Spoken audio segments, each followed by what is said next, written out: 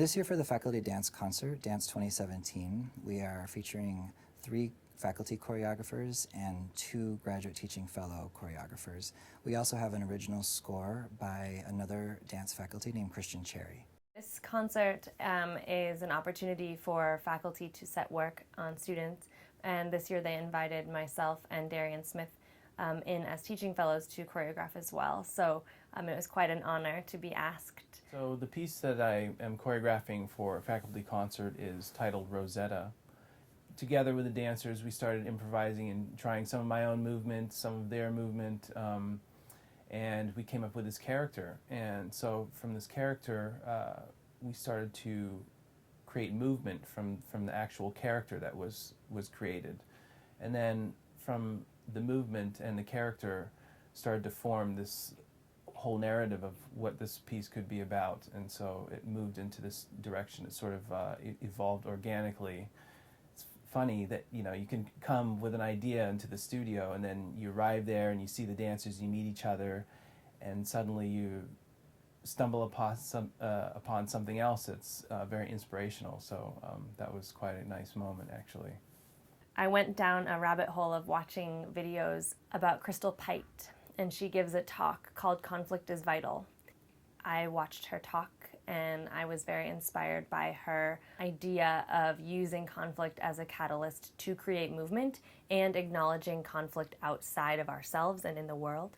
That is where the inspiration came.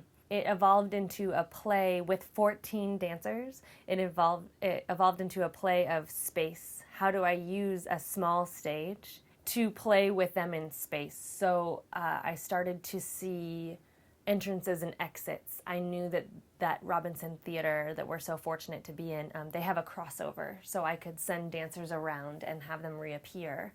With this play in space, I started to see a 2-dimensionality to the work. I also started to see cycles, which I think does come, the idea of conflict, there is a cycle involved with that for me as well. The title of the piece is Ecliptic, based on the ecliptic plane, the rotation of the Earth and the Sun. My piece is titled Unearthed, and really the piece sort of revolves around just that idea of emergence, emerging from the ground, from the earth, and returning to it. It's inspired a lot by the poet Annie Dillard, from the text For the Time Being in particular, and she talks about, well, she conjures beautiful images of seeing the terracotta soldiers being dug from the ground, and she just conjures such dynamic imagery for seeing these soldiers and horses and other people that made up the army sort of being coming up from the earth. I'm presenting 2 premieres, new pieces. The first is a duet I'm choreographing with my colleague Shannon Mockley, and it is with music by Caleb Burns, and the piece is entitled Genesis. It's kind of about the thought of 2 butterflies in separate cocoons maybe using each other to try to hatch. So it's kind of a bizarre idea, but sometimes I feel like relationships between people, in this case, can actually help both sort of evolve and become better than they were beforehand. The second piece I choreographed is called Admitting Light, and this is a kind of a research installation towards a larger project around the life and work of the physicist Nikola Tesla.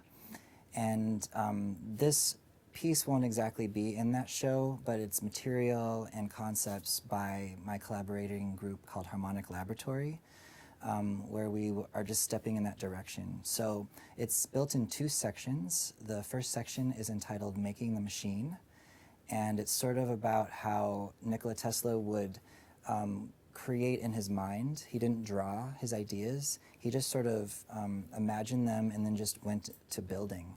And so it's actually, there's a figure representing Tesla circling the stage He does this 3 times because Nikola Tesla also had a kind of a obsessive compulsive activity where he would do things 3 times to accomplish something. So for example, he'd circle the block 3 times before entering the building. And so his presence is in the space, and what you're seeing on stage during this section is him creating the AC generator. And so the dancers are representing this machine kind of coming together and then being taken apart. The second section is entitled The Dearest Pigeons. And these 2 run back to back, but there's a transition, and Tesla also had an obsession with pigeons. In fact, he was very fond of them. He befriended pigeons that would visit him at his windowsill in New York City, and we wanted to represent that somehow. So there's a lot of flocking and sort of this feeling that the 17 dancers in the piece are sort of one organism together.